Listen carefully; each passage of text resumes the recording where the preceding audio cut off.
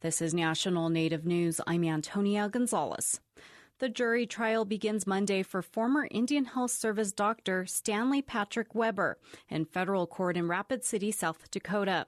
Weber is accused of child sexual abuse on the Pine Ridge Reservation in the 1990s to 2011. In September 2018, Weber was convicted of sexually abusing children on the Blackfeet Reservation in Montana. Weber is reportedly appealing his 18-year prison sentence in that case.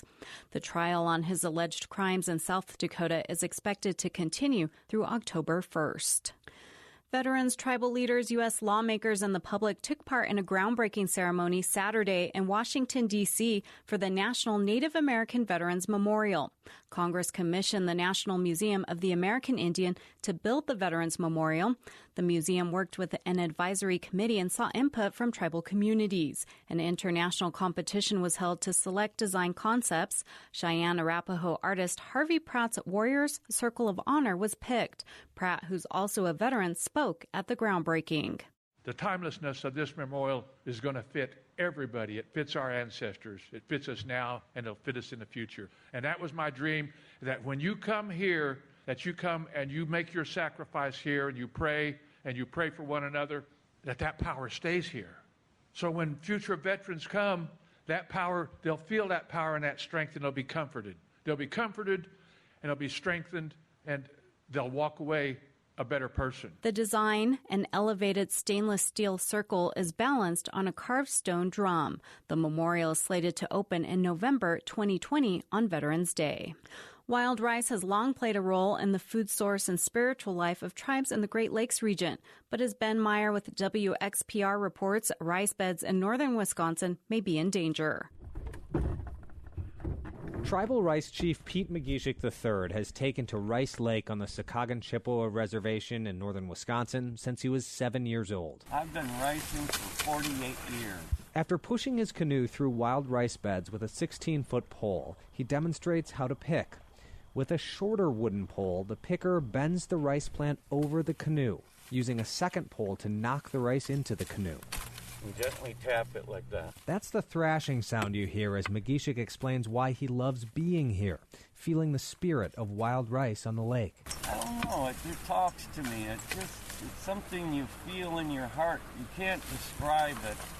All you can do is feel it. Wild rice's spiritual connection comes from tradition.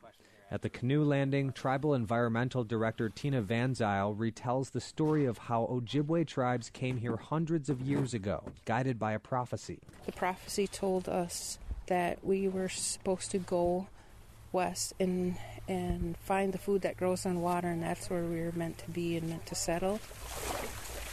But since then, culverts and dams have obstructed the free flow of water, hurting rice beds, says Peter David of the Great Lakes Indian Fish and Wildlife Commission. We know a lot of the beds that once existed here 200 or 300 years ago have been lost. And I think there's a great deal of concern that rice is trending downward in many areas.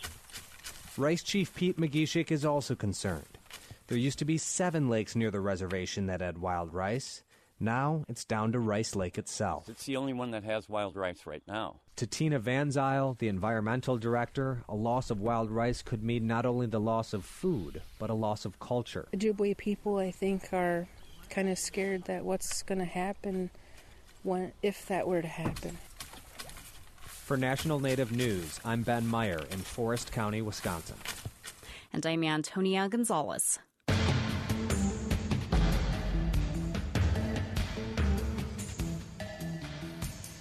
National Native News is produced by Koahnic Broadcast Corporation with funding by the Corporation for Public Broadcasting.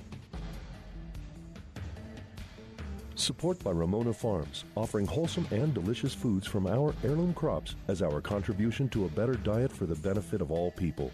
We are honored to share our centuries-old farming and culinary traditions online at ramonafarms.com. For Native Americans affected by domestic violence, the Strong Hearts Native Helpline offers peer-to-peer support and resources. It's safe, confidential, and toll-free at 844-7-NATIVE. Program support by the National Indigenous Women's Resource Center.